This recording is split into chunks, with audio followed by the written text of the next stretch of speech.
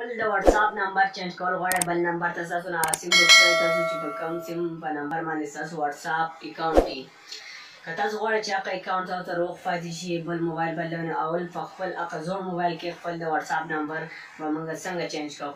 السلام علیکم زه تاسو ستاسو ملګری انیف الله یم او تاسو ګورئ انیف الله ټیکنیکل یوټیوب چینل. هیله کوم چې روغ جوړ خوشحاله وئ. نن ما تاسو له وړاندې ښایسته شانتي ویډیو هیله کوم دا ویډیو به ستاسو ډېره زیاته خوښه شي. هغه منو کتونکو نن به تاسو په دې ویډیو کې د WhatsApp هغه طریقه ښیم چې WhatsApp کې موږ خپل نمبر څنګه چینج کوو. که تاسو هم د دې مسئلې راته د WhatsApp کې یا نمبر نه ورک شوی او تاسو غواړئ چې هغه WhatsApp تاسو سره بالکل صحیح پاتې شي ستاسو نه ډیټا هم لاړه نه شي دا ویډیو بالکل ستاسو لپاره دا ویډیو موږ سره تر اخره پورې وګورئ تاسو پوه شئ چې موږ د WhatsApp نمبر څنګه چینج کوو خپل WhatsApp ته. نو ډېر ټایم ونه ضایع کوم. د ویډیو په طرف ویډیو شروع کوم. موږ سره تر اخره پورې پاتې شئ. تاسو به کار وکړئ چې خپل WhatsApp ته راشئ.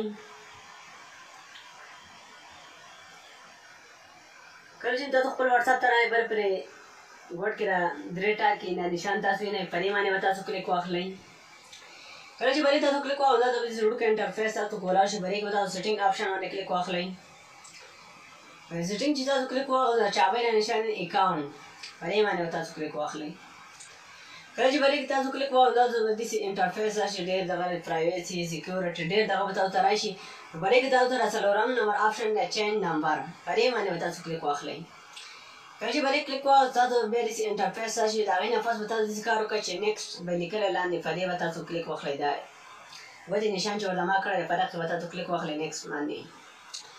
بلې تاسو کلیک واخلئ نو بلې سرچ کې به تاسو خپل زوړ نمبر ولیکئ او د لاندې کوم خانه چې نو په دې کې به تاسو خپل نوی نمبر ولیکئ کوم نمبر ته چې تاسو د خپل WhatsApp نمبر چینج کول غواړئ. نو دې کې زه خپل نمبر لیکم. په دې ځای کې چې تاسو اولنۍ خانه چې ده نو په دې کې به تاسو خپل زوړ نمبر ولیکئ. که ستاسو ورک شوی نو هېڅ فرق نه کوي دې ته څه کوډ نه ځي وریفای.